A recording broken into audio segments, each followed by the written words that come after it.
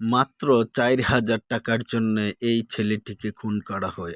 গত ১৬ই ডিসেম্বর এই ছেলেটিকে হারিয়ে ফেলে তার মা-বাবা এবং তার স্ত্রী। বিগত আজকে ২৬ ডিসেম্বর এই ছেলেটিকে খুঁজে পাওয়া যায়, তার মৃত্যু, পচা দেহ। মাত্র ৪,০০০ টাকার জন্য এই ছেলেটিকে খুন করা হয়। এই হচ্ছে মহসিনের মেয়েটার নাম কি তোমার বাবু? আচ্ছা, আর হচ্ছে এই যে মহসিনের ছোট ছেলেটা একদম কোলে, উনি হচ্ছে মহসিনের ওয়াইফ। আপনি আপনার স্বামীর মৃত্যুতে যারা জড়িত তাদের বিচার চান? আমি ফাঁসি চাইছি, আমার স্বামীরা মারছে, আমার জামাই কেউ লোকে কেন খারাপ আচরণ করে না। যাক, মূলত আসলে আমরা অনেকভাবে দুঃখিত, আমরা গ্রামবাসী হিসেবে দুঃখিত। আমরা এই মহসিন নিখোঁজ হওয়ার পর থেকে আমরা কিন্তু যে যেখান থেকে পারি ফেসবুক বিভিন্ন জায়গাতে আমরা কিন্তু খবর দিয়ে থাকি, কিন্তু দুর্ভাগ্য মহসিনকে আমরা জীবিত উদ্ধার করতে পারি নাই। মহসিনের ভাগ্য নেই।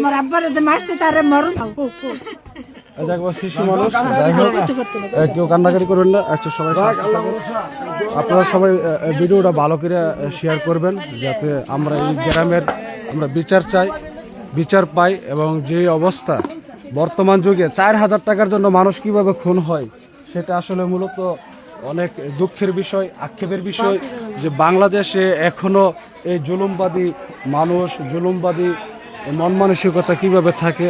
তো আজকের মতো এখানে ভিডিওটা শেষ করলাম। সবাই ভালো থাকবেন, সুস্থ থাকবেন। আল্লাহ হাফেজ। আসসালামু আলাইকুম রহমতুল্লাহ। আসসালামু আলাইকুম রহমতুল্লাহ বরকাতু। সম্মানিত ভিউয়ার্স, সম্মানিত এলাকাবাসী এবং দেশ বিদেশে যারা আছেন প্রবাসী ভাইয়েরা, আমি কিছুদিন আগে আমার ফেসবুকে একটি পোস্ট করেছিলাম। মহসিন নামে একটা ছেলেকে আমরা কিন্তু অনেকদিন ধরে খুঁজে পাচ্ছিলাম না। তো বিষয় হচ্ছে আজকে তার সন্ধান পাওয়া গেছে। সন্ধান হচ্ছে আমাদের বিষ্ণুপুর পশ্চিমপাড়া শান্তিপুর নামক জায়গাতে তাকে ডেকে নিয়ে হত্যা করা হয়েছে। তার গলিত লাশ আজকে কসবা থানা পুলিশ উদ্ধার করেছে এবং তার বাড়িতে কান্নার আহাজারি। তো কে বা কারা তাকে মারছে বা কি আসল বিষয় আমরা ইতিমধ্যে ফাইনালি কোনো কিছু বলতে পারছি না। তবে এখন বিষয় হচ্ছে এই যে মানুষগুলা, আর লোকমুখে শুনতে পারলাম যে আমরা ৪,০০০ টাকার জন্য তাকে হত্যা করা হয়েছে। তো আসলে ৪,০০০ টাকা বর্তমান যুগে এমন কোনো কিছু না। এ হচ্ছে তার বড় জেঠা। আমি একটু কথা বলি, তার কি পাওয়া গেছে মহসিনে? কোনখানে পাওয়া গেছে? শান্তিপুর। শান্তিপুর কোন জায়গাটা? বাড়ির ভিতরে। কার বাড়ির ভিতরে?